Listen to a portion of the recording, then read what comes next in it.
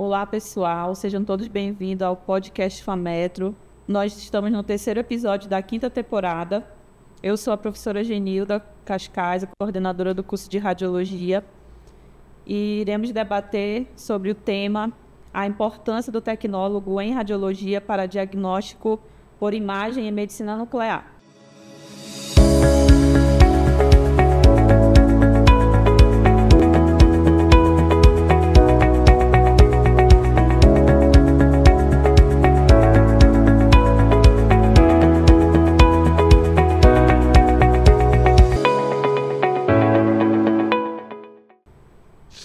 Hoje temos aqui a nossa convidada, a professora Raíssa Souza.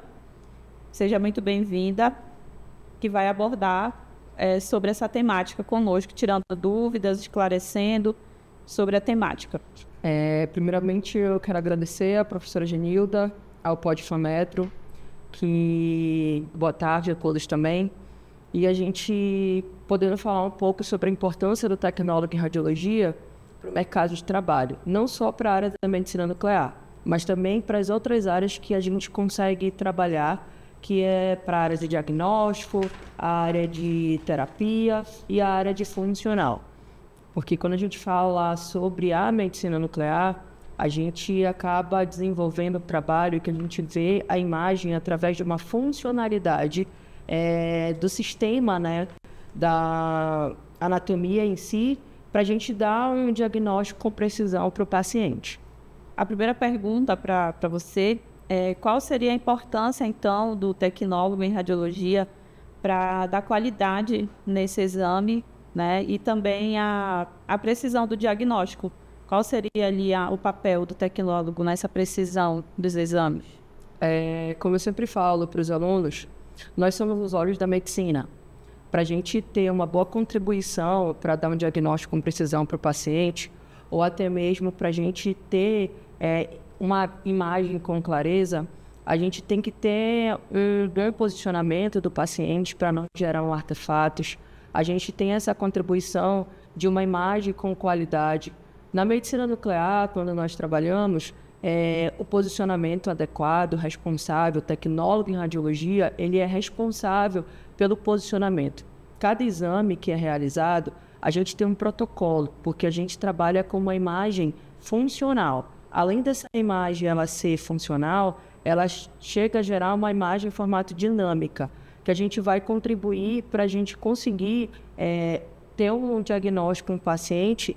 E esses pacientes que chegam até a clínica de medicina nuclear, que é a clínica que eu trabalho, a clínica Senusa, são pacientes que já têm o diagnóstico, paciente oncológico, paciente cardiopata, paciente renal. Então a gente vê a funcionalidade, quanto que está funcionando esse coração, que é o miocárdio, quanto que está funcionando o rim desse paciente, se esse paciente possivelmente tem metástase ou não tem metástase, também faz o tratamento de câncer de tireoide.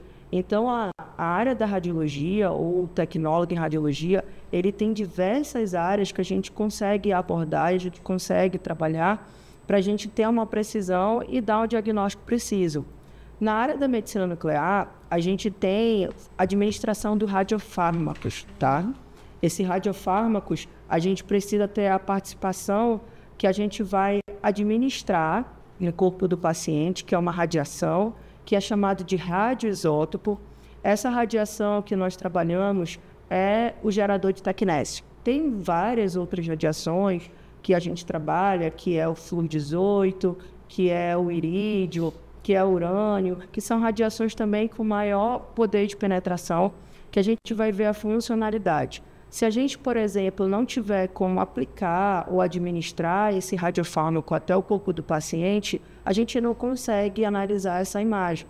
Por qual motivo? Porque o aparelho, que é chamado de gama-câmara, ele não emite radiação. Ele capta a radiação. Então, a nossa fonte de radiação é o nosso paciente, que ele vai conseguir, a gente operando uma máquina, né, que é o gama-câmara, com os protocolos que são realizados, a gente consegue fazer com que essa imagem seja gerada com qualidade, reduzindo assim os artefatos, para que não tenha comprometimento no diagnóstico. Muito bom. Então, indo mais a fundo no nosso tema, quais seriam, então, aí as principais responsabilidades do tecnólogo em radiologia nesse preparo, nesse manuseio de radiofármacos e todos os procedimentos aí da medicina nuclear? Qual seria aí essa responsabilidade do nosso tecnólogo? Nós, tecnólogos em radiologia, quando a gente vai preparar dose de material radioativo, vale lembrar que, por exemplo, a gente tem várias normas, que são normas regulamentadoras. A gente que trabalha pela CNEM, que é a Comissão Nacional de Energia Nuclear, também tem a Anvisa, que é um órgão fiscalizador, e a gente tem nosso Conselho de Radiologia. Cada órgão ele tem uma norma regulamentadora. Tem uns que falam que, por exemplo, tecnólogo em radiologia, ele não pode fazer o manuseio ou preparo do radiofármaco, mas pela CNEM, que é a Comissão Nacional de Energia Nuclear, que é pela norma 38, ela me diz que qualquer profissional que esteja habilitado, que esteja treinado, ele pode simplesmente fazer um manuseio de um material radioativo, que é chamado de radiofármaco. O controle de qualidade desse radiofármaco, a gente precisa também para verificar a pureza desse radiofármaco, para que a gente não tenha, por exemplo, tempo de decaimento, tá? A calibração das atividades, da radioatividade, que a gente consegue calibrar a dose de material radioativo por um aparelho chamado coniômetro, e a gente também consegue fazer o controle de qualidade da máquina, que é chamada de gama câmera ou câmera de cintilação. Por que é chamado de câmera de cintilação? Vale lembrar que a minha máquina ela não emite radiação, ela capta a radiação que está no corpo do paciente. Então, ele é a minha fonte de transmissão de material radioativo. Eu acho que seria curiosidade dos nossos ouvintes aí também sobre o descarte desse material, né? Digamos que o paciente ele tem administrado, você tem administrado um radiofármaco e de repente ele tenha extravasado esse radiofármaco na maca de exame, né? Como que seria aí essa manipulação nessa hora? No imprevisto, um acidente, né? Ali no momento do procedimento, qual seria ali mais ou menos o que você faz depois que você pega aquele resíduo, onde que você joga, onde que você descarta? Acho que seria interessante também a gente falar um pouco sobre isso. Todo material radioativo, que até mesmo quando o paciente acontece desse paciente, ele pode vir a vomitar, que ele pode ter náuseas, não por conta do material radioativo. Vale lembrar que o material radioativo não tem nenhuma comprovação que tenha algum efeito colateral a partir do momento que ele foi injetado no corpo do paciente. Por qual motivo? Existem doses que a gente chama de fracionamento de doses, e essas doses que são fracionadas, elas estão dentro do controle de qualidade, que é a proteção radiológica, tanto para o paciente, que ele vai ser administrado, quanto para o profissional, que é da área da radiologia. A gente trabalha com uma equipe multidisciplinar, que é o pessoal da enfermagem, o pessoal da biomedicina também, né, que são os alunos da biomedicina, o profissional em si, e até a farmácia, também pela norma regulamentadora, eles também podem estar trabalhando com material radioativo. Então, se esse paciente acontece dele se contaminar ou contaminar o ambiente, a gente precisa fazer todo o recolhimento daquele local, precisa fazer a limpeza, a higienização adequada. As pessoas que trabalham nos serviços gerais também nos ajudam para esse manuseio, porque esse material ele não pode ser descartado, que nem eu vou descartar um copo, por exemplo, porque ele precisa de um tempo de decaimento. Esse material ele é guardado por um tempo, e aí esse material, depois que ele decaiu, que a gente chama de decaimento da radiação, ele vai ser descartado, que tem uma empresa que ele faz a coleta desse material. Então, é muito diferente do que eu pegar uma seringa, colocar no descarte, que tem a caixa, né, no descarte, e depois descartar comum. Não, ele precisa decair, porque senão ele vai estar emitindo radiação. Tanto que os pacientes que fazem a administração desse meio de material radioativo, eles ficam numa sala isolada, eles não podem estar transitando no local que não seja simplesmente com todas as informações. Além disso, esse paciente ele precisa tomar bastante água, porque quanto mais ele beber água, mais vai dar vontade dele urinar, Esse material ele é expelido pela urina, pelas fezes, pela siderose, assim como o meio de contraste também. O meio de contraste é um material que a gente trabalha na ressonância magnética, na tomografia computadorizada, e para esse paciente ser expelido, ele precisa tomar bastante líquido. Muito interessante, né? Aí a gente visualiza e entende melhor sobre a administração de rejeitos desse material radioativo. Agora, como que você vê o impacto da atuação do tecnólogo em radiologia na questão da segurança do paciente e da equipe durante esses exames lá no equipamento de medicina nuclear? Todo exame que ele é realizado, a gente sempre tem que dar dar explicações para o paciente. Por quê?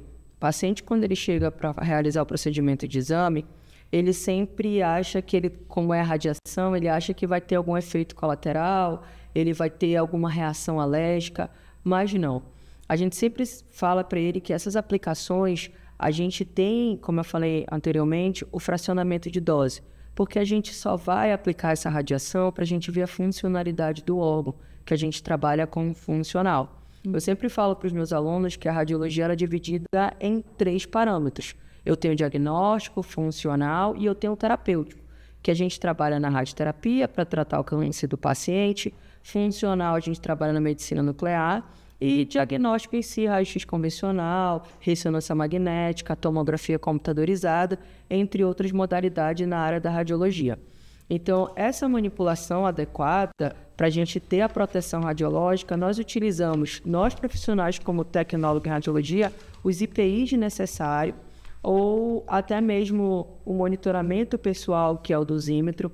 O paciente, sempre a gente vai estar explicando para ele que aquela dose que ele recebeu, porque existe um tempo que esse paciente fica na clínica, porque o exame ele é bastante demorado, porque o que acontece? Esse medicamento, para fazer efeito no paciente, ele precisa de um tempo para fixar. Não é como se eu estivesse aplicando, até mesmo eu falo para ele, eu vou aplicar no senhor que é simplesmente endovenoso e isso só vai ter um efeito da dipirona. Não, ele precisa fixar com os copos de água, que é o protocolo de realizado de cada exame, e ele precisa também ter o tempo para ele poder ter a fixação. Mais ou menos 40 minutos, 20 minutos, dependendo do protocolo que vai ser realizado. Se for um paciente, por exemplo, que é um paciente de cintilografia óssea, que todo exame de medicina nuclear é chamado de cintilografia óssea. Então, esse paciente ele precisa tomar 10 copos de água e precisa esperar, aguardar por 1 hora. Nesse meio termo, que é o decaimento da dose, o paciente ele vai urinar, o paciente às vezes sente vontade de defecar, então esse paciente ele já vai expelindo essa dose. Quando ele sai da clínica, após ele realizar o procedimento de exame, a radiação ela já está mínima. Então, cada radiação do tecnécio, o decaimento é de 6 horas. Então, eu falo que ele não tem implementação, por exemplo, que eu vou dizer que vai dar um efeito colateral nesse paciente. Muito bem. Só mais uma pergunta. Qual seria, na sua concepção, a importância da formação para que eu tenha um profissional aí pronto e apto para atuar nessa área de medicina nuclear? Eu sempre falo para os meus alunos que o treinamento, além de você ter um treinamento, a parte teórica, você querer saber da formação da imagem, até porque a gente vai dar um diagnóstico para o paciente. Se o paciente, por exemplo, ele fica se mexendo muito através quando ele está deitado, até porque a nossa sala ela é bastante gelada, né? Até os pacientes brincam que é o polo sul da Amazônia, porque senão a minha máquina ela pode esquentar e pode queimar a placa. Então, cada vez que esse paciente está com frio, ele fica se tremendo. Quando a gente vai fazer simplesmente a geração da imagem, ou a manipulação da imagem, a gente precisa, com clareza, fazer correções nessa imagem, para que essa imagem ela não gere artefatos. Então, para que um tecnólogo em radiologia ele venha a ter esse desempenho, eu não vou falar para vocês que é difícil.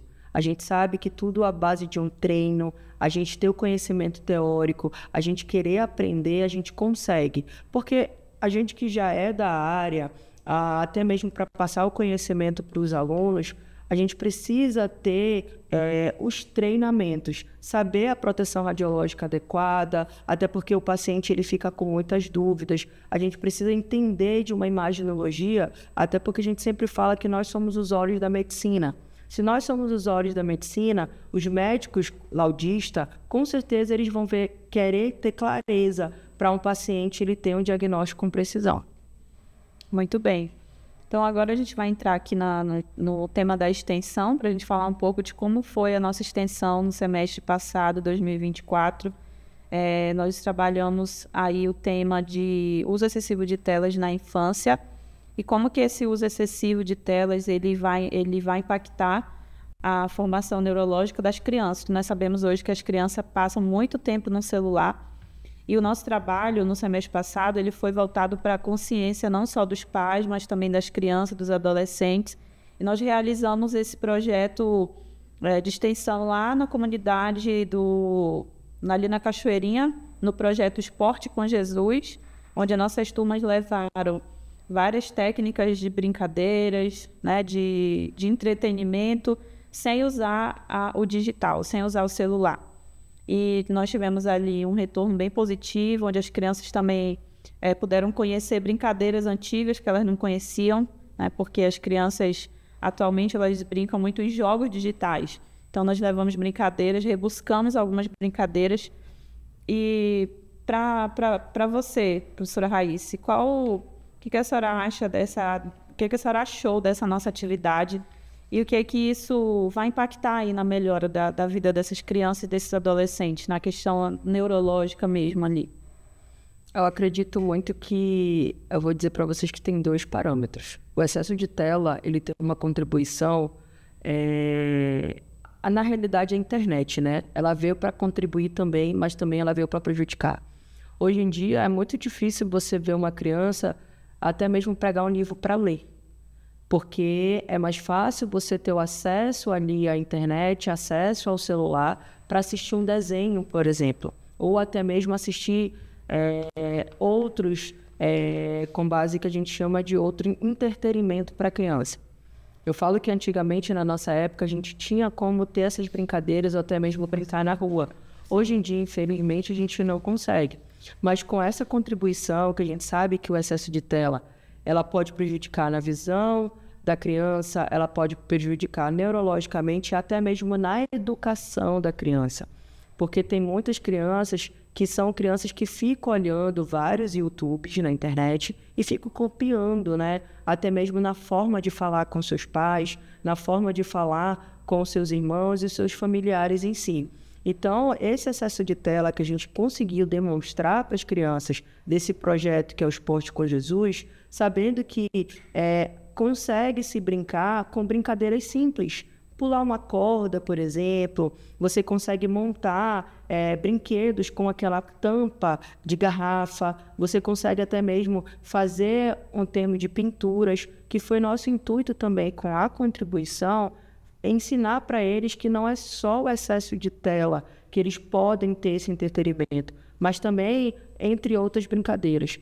Lá no Esporte com Jesus, eles têm muitos projetos, né, que são projetos que conseguem levar essas crianças para tirar um pouco das televisões e do excesso de tela.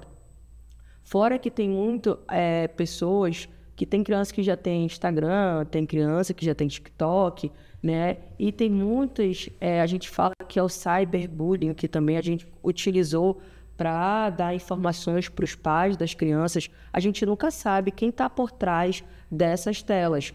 Então, nessas contribuições, o Esporte com Jesus ele veio com vários esportes, judô, jiu-jitsu, até mesmo a parte aeróbica, aula de reforço, para que pudesse tirar essas crianças do excesso de tela. Queremos agradecer a sua participação aqui no Podfametro, as dúvidas que foram bem esclarecidas para os nossos telespectadores, nossos ouvintes, né, aí que estão acompanhando o Podfametro. Quero agradecer a professora Genilda, coordenadora do curso de Radiologia. Além disso, a gente conseguiu ampliar, a gente conseguiu mostrar um pouco mais aí da nossa área, que ela vem crescendo constantemente. Além da gente falar que nós somos os olhos da medicina, tem áreas que é a radiologia intervencionista, que é uma radiologia guiada por imagem. Muitos médicos cardiologistas, muitos neuros, muitos médicos nefros, eles precisam da área da radiologia para fazer uma cirurgia com precisão, médico ortopedista para paciente politraumatizado. Então, a nossa área ela tem muita contribuição para a gente conseguir também fazer um procedimento cirúrgico. Porque vale lembrar que, antigamente, né, a gente tinha aquele negócio de abrir o paciente todo, fazer toda aquela base de estudo, de análise, né? E hoje em dia, com a radiologia e os profissionais como tecnólogo em radiologia, a gente tem essa amplitude para ver as imagens radiológicas e dar um diagnóstico ou fazer estudo de caso para procedimento cirúrgico com o paciente. Muito obrigado. Obrigado ao Podfametro, aos alunos da jornalismo, que deu essa amplitude de mostrar mais a nossa área e a contribuição para a medicina. E para você que está nos acompanhando nesse Podfametro e quer conhecer mais sobre a Radiologia Fametro, siga o nosso Instagram, @radiologiafametro, e lá você vai ficar por dentro da nossa atividade, das nossas visitas, aulas práticas e tudo mais que o curso tem a oferecer durante o semestre, durante o ano letivo.